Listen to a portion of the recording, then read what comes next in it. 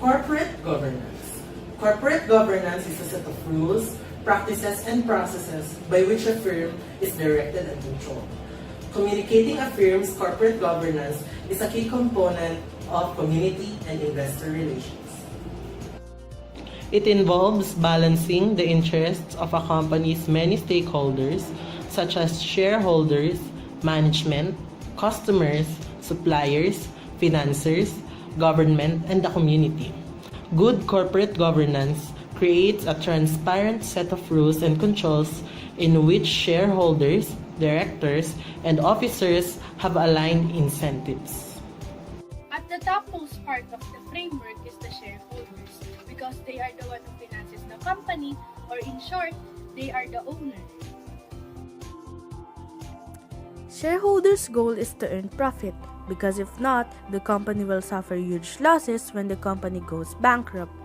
Most of them are only financer and can't handle the company, so they will elect board of directors. This explains why board of directors are accountable to shareholders. Board of directors or board of trustees is a group of individuals elected to represent shareholders. A board's mandate to establish policies for corporate management and oversight, making decisions on major company issues.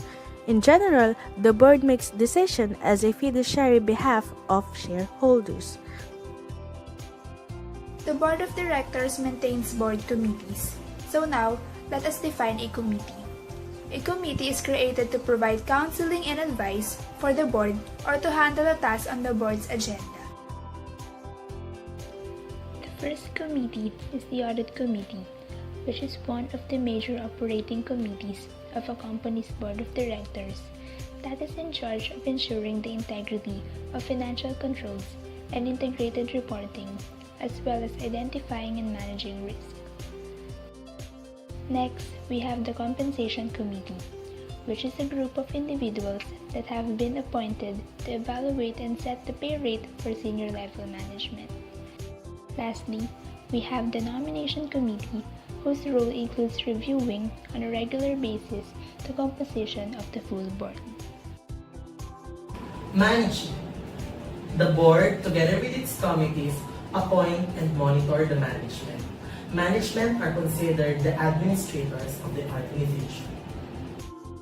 Management is responsible in ensuring operational efficiency, financial reports quality, and compliance with applicable laws, regulations, rules, and standards, and helps in driving governance and risk practice. The management is composed of the chief officers selected by the board. In example are the CEO or Chief Executive Officer, CFO, the Chief Financial Officer, the COO, the Chief Operations Officer, and the CMO, the Chief Marketing Officer. The management manages and operates the internal control.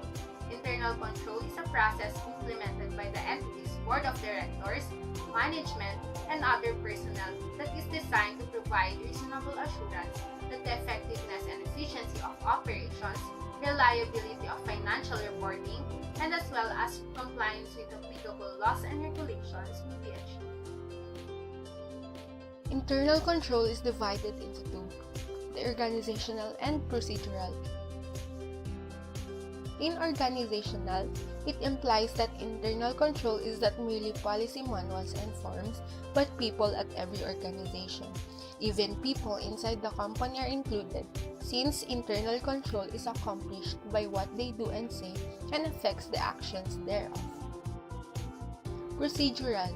Internal control are procedures that manage through the basic management process of planning, executing, and monitoring. Methods are adopted to ensure that risk will be identified and actions are taken to lessen or minimize those risks. Audit mechanism. Audit mechanism reports to and accountable to the audit committee and the management. It also monitors the internal control. It is to ensure that the financial reports released by the company contain essentially correct information on the financial position. It also evaluates and improves the effectiveness of control, risk management, and governance processes. An audit is a systematic and independent examination of books, accounts, statutory records, documents, and vouchers of an organization to ascertain how far the financial statements, as well as non-financial disclosures, present a true and fair view of the concern. Control environment. Control environment is a set of standards, processes, and structures that provide the basis for carrying out the internal control around the organization. The control environment comprises the integrity and ethical values of the organization, the parameters enabling the board of directors to carry out its governance oversight responsibilities, the organizational structure and assignment of authority and responsibility,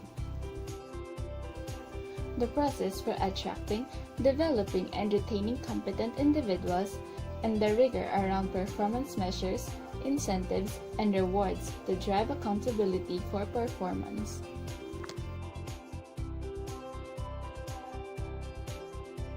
The resulting control environment has a pervasive impact on the overall system of the internal control. The importance of corporate governance. Corporate governance is important because it resolves the conflicts in the management, the board of directors, the shareholders, and other stakeholders in the company, as well as it ensures that all the interests of the shareholders are met.